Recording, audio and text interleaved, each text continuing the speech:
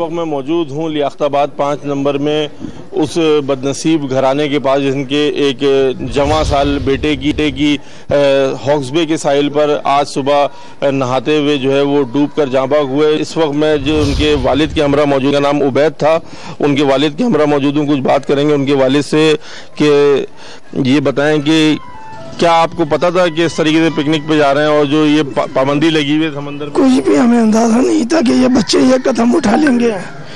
4:45 बजे मैं नमाज के लिए गया हूँ, मुझे मालूम होता है ये जा रहे हैं।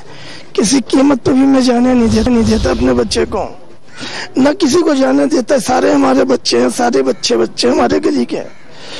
उन्होंने ये कदम कैसे उठा लिया पता नहीं लगा हमें। खुदाया मैं यही कहूँगा सिंध हुकूमत से कि अल्लाह तुम्हें अल्लाह का वास्ता कि जाने पे पाबंदी लगाई जाए, जब तक वहाँ का पानी जोर पे ना जाने दे किसी को। हमारे बच्चे तो चले गए, 4 बच्चे हमारे गली के चले गए। उनके दिलों से पूछो, उनके माओ से पूछो, उनके बाप से पूछो कि किस तरीके से बच्चों को बड़ा किया जाता है और एकदम अचानक ये वाक़या आसानी हो जाता है।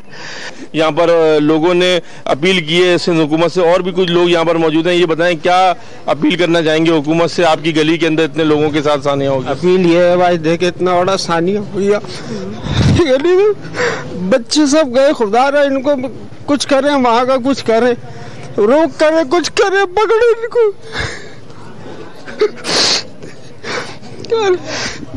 और बच्चे भी चले गए।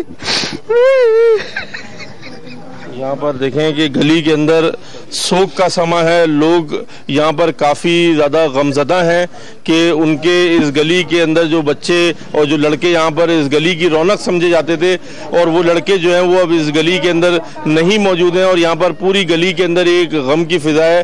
तमाम मोहल्ला इस गली के अंदर इकट्ठा हुआ है और सबकी यही अपील है कि सिंध हुकूमत की जानिब से ऐसे इक़दाम उठाए जाएँ कि किसी तरीके से इस तरह के नाखुशगवार वाक़यात से बचा जा सके। जी।